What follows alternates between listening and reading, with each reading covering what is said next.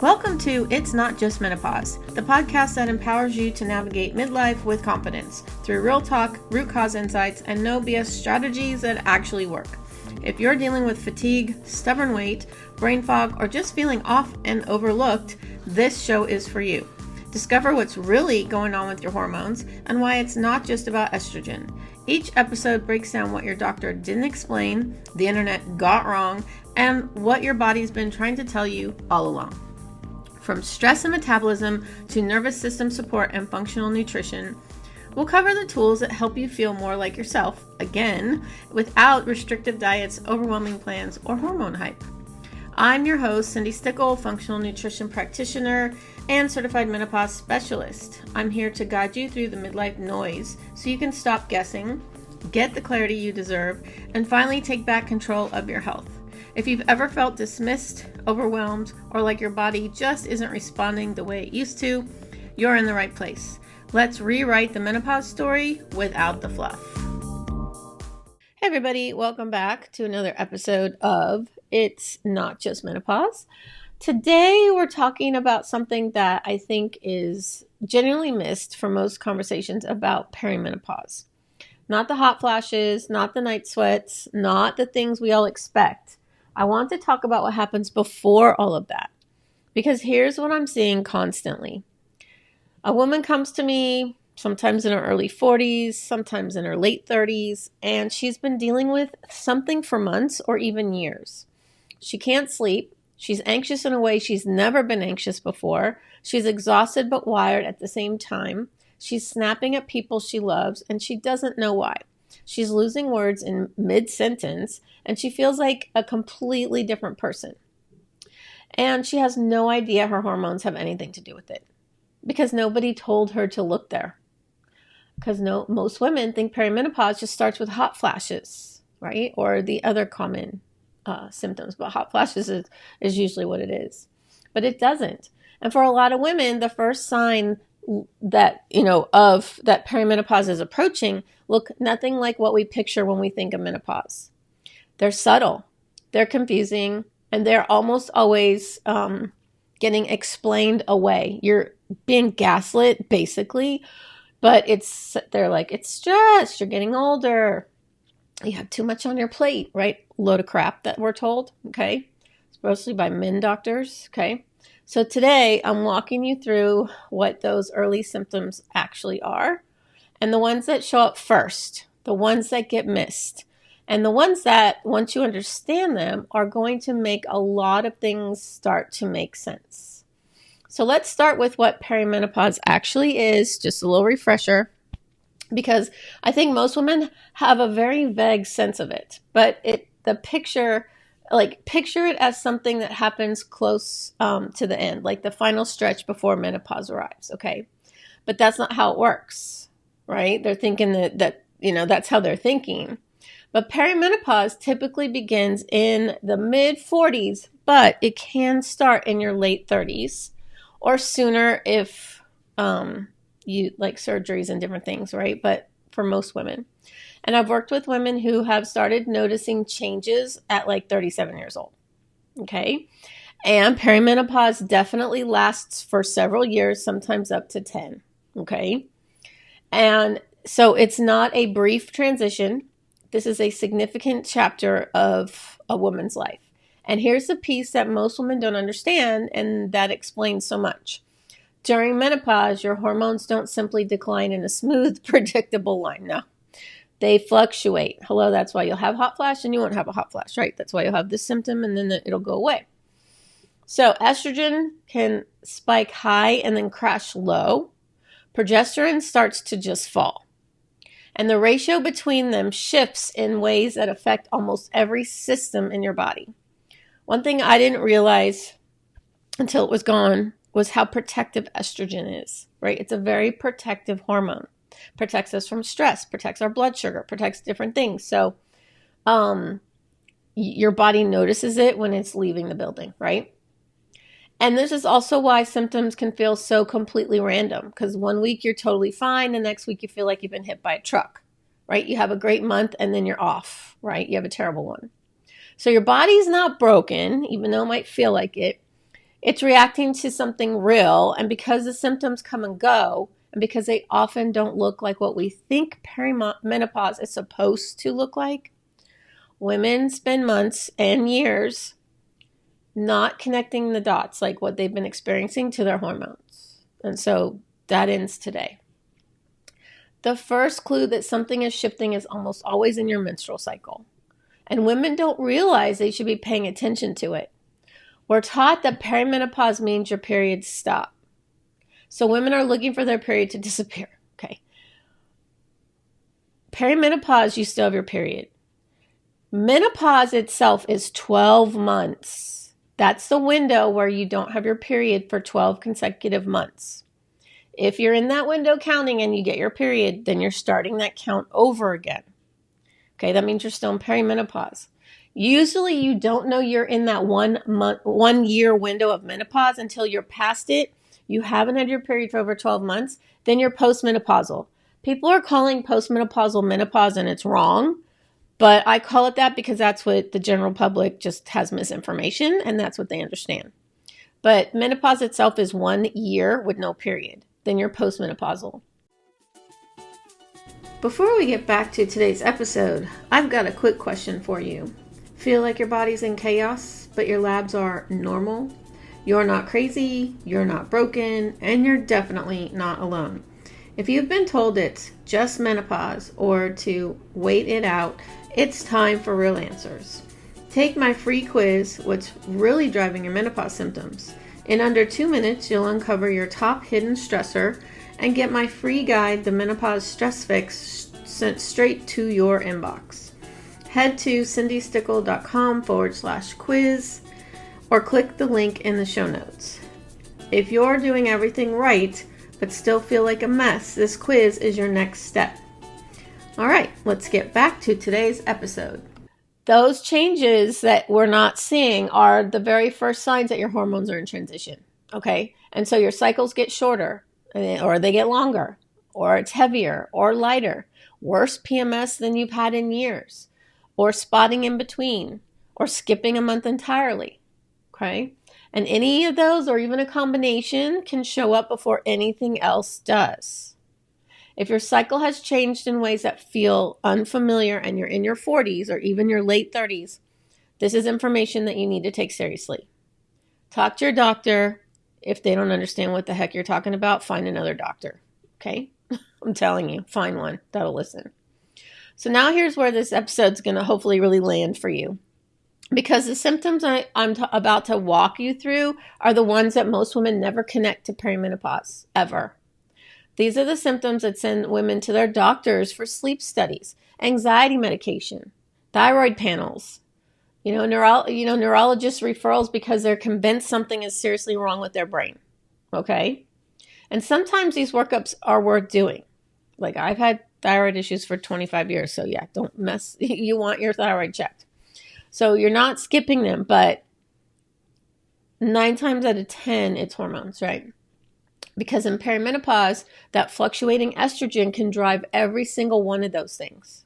And if nobody mentions that, and often nobody does because doctors don't know anything about menopause, you end up chasing the wrong answers for a long, long time.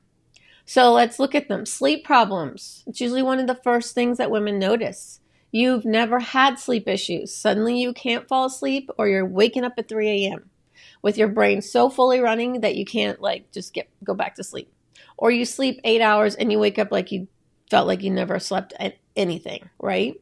So estrogen and progesterone play a role in sleep. And progesterone has that calming, sleep-promoting effect. Remember, progesterone's just falling during perimenopause. And so as it declines, that changes. This is not insomnia, it's hormonal. And also blood sugar. If you've heard me talk at all, if your blood sugar drops during the night, your cortisol kicks in like it's doing its job to help with the blood sugar, but it wakes you up. Okay, so it's also hormonal right there, okay? Anxiety. So many women have never had anxiety issues and all of a sudden they do once they're in perimenopause, okay?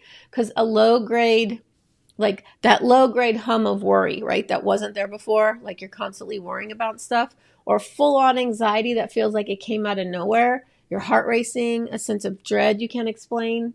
Estrogen plays a direct role in regulating serotonin, dopamine, and GABA, G-A-B-A, which are the neurotransmitters that control anxiety and mood. So guess what? Estrogen's fluctuating, those symptoms, get disrupted. And when estrogen leaves the building altogether, that's when things can, it could get worse. Okay. So it can feel like an anxiety disorder, but 9 times out of 10, it's perimenopause. Irritability, you're snapping at the people you love, a fuse that feels shorter than it's ever been before, right? Or things like you're leveled by things that would have rolled right off of you 5 years ago. Okay, it's not your personality, it's your nervous system running without its hormonal buffer, right? And I have a nervous system in my programs, right? Mood swings. You're fine 1 hour, overwhelmed the next, crying at things that wouldn't normally affect you, right? Rage followed by guilt about rage. Okay? Again, these are signs that you're in perimenopause before hot flashes even show up. Fatigue, not regular tired, bone tired. The kind that doesn't improve with rest. You sleep and wake up exhausted. You take a whole weekend off and you still feel depleted. Brain fog. I hear this one a lot. Losing words mid-sentence, walking into rooms and forgetting why, reading the same paragraph 3 times and retaining nothing, forgetting the names of people you've known for years. Okay, this one scares a lot of women more than anything else because they're convinced that they're getting early dementia. Okay, this is something that, yes, you could get checked out, but work on your hormones first, okay? Because estrogen has that direct effect on cognition function. When it fluctuates, your cognitive symptoms will follow, okay? Or difficulty concentrating. Tasks that used to be easy to do now take enormous effort. You start things and don't finish. Your capacity to stay on task feels dramatically reduced. Feeling overwhelmed way more easily than you used to, right? Things that used to feel manageable now feel like they might break you. Okay? Then that could be like a difficult conversation, a full schedule, conflict with your teenager, right? Your stress tolerance has dropped. That's the one thing that estrogen also protected was our stress levels. Cortisol is our stress hormone. So without estrogen, cortisol stays higher. Okay? It's not a weakness. It's your hormonal buffer weakening, right? And every single one of these can be connected to what's happening hormonally during perimenopause. Every single one of them gets explained away as something else by doctors that don't know anything about menopause, even women doctors, okay? So it's not in your head, it is your hormones, okay? So now let's talk about the symptoms that nobody brings up, okay? Not in a doctor's office, not in menopause conversations, not in articles that you're reading online, okay? These are the symptoms that feel completely disconnected from hormones until you understand the connection. And then once you do, a lot of things that have been confusing and scary start to finally make sense. Heart palpitations, that fluttery, racing, or pounding feeling in your chest, often at night, often when you're resting, okay? Women will go to the cardiologist, so wear heart monitors. Everything comes back normal because it's hormonal. Fluctuating estrogen affects the cardiovascular system, including your heart rate variability, right? This is a recognized perimenopausal symptom that doesn't get talked about nearly enough. Joint aches, okay? No, you're not getting old, right? Waking up stiff, your hips, knees, fingers, wrists, right? Pain that just moves around in your body. The stiffness in the morning when you wake up, okay?